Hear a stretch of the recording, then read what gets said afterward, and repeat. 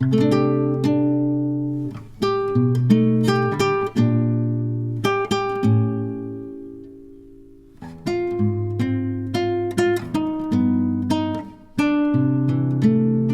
mapagpalang araw po sa inyong lahat. Ngayon po ay March 9, 2026, Lunes sa ikatlong linggo ng 4 na pong araw na paghahanda.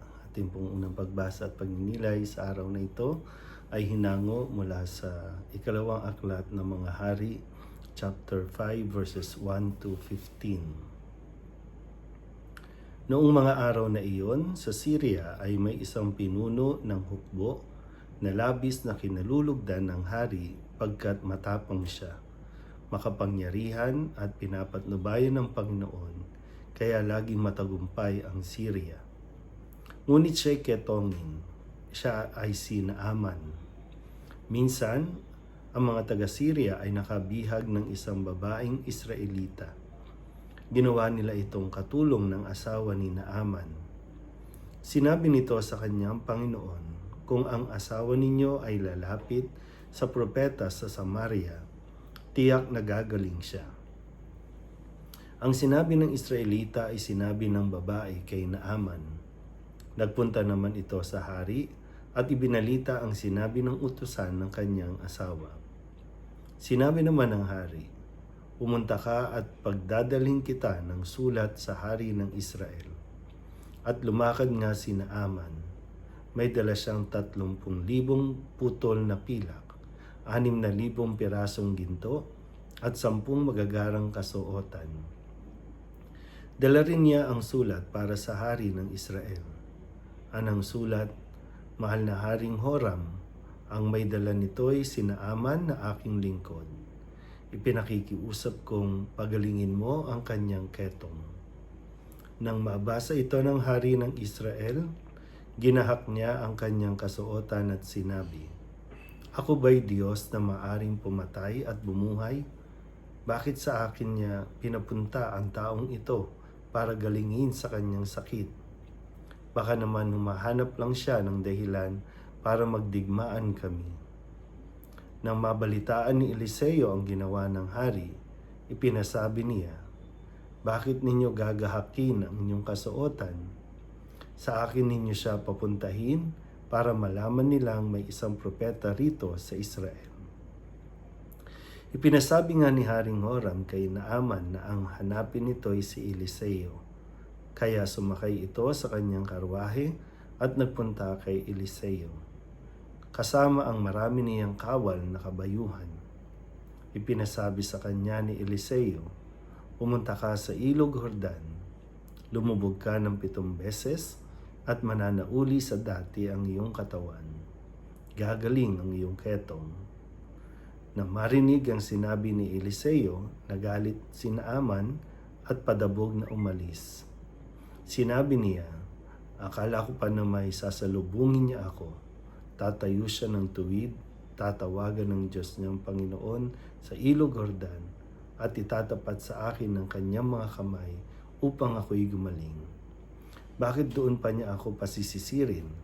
Bakit hindi sa alinman sa mga ilog ng Damasco tulad ng Abana at ng Farfar?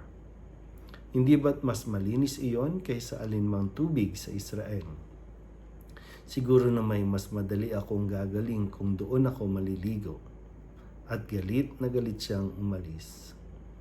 Lumapit sa kanya ang kanyang mga katulong at sinabi, Panginoon, hindi ba't gagawin ninyo kahit mahirap pa riyan ang ipagawa sa inyo ng propeta? Gaano pa iyang pinaguhugas lang kayo para luminis?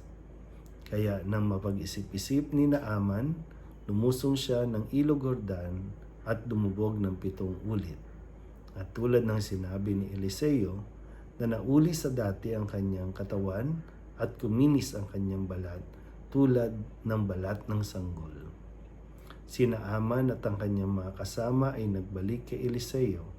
Sinabi niya, ngayon napatunayan kong walang ibang Diyos sa ibabaw ng lupa kundi ang Diyos ng Israel. Ang salita ng Diyos.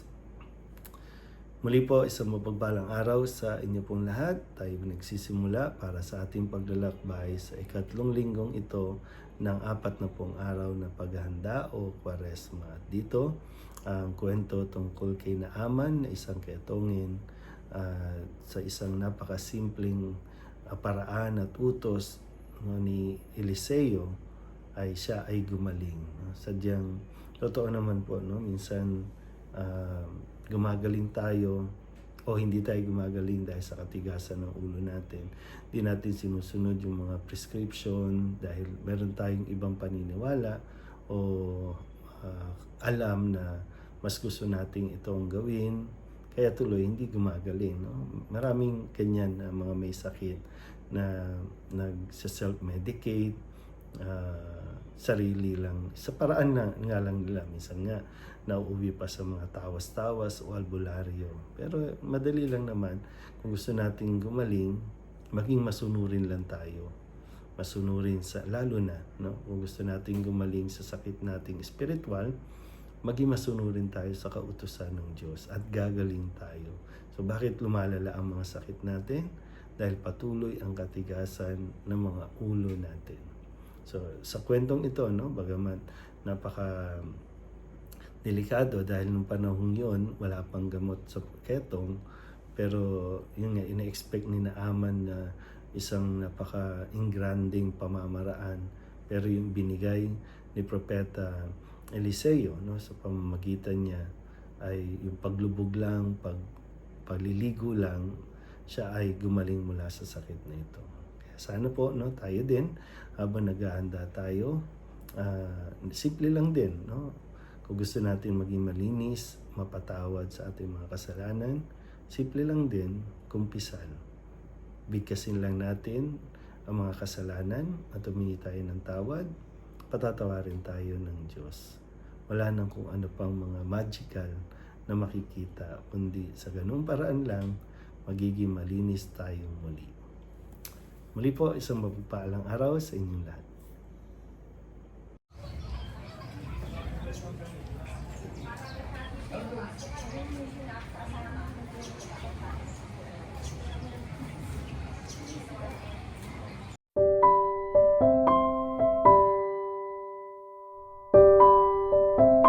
Thank you.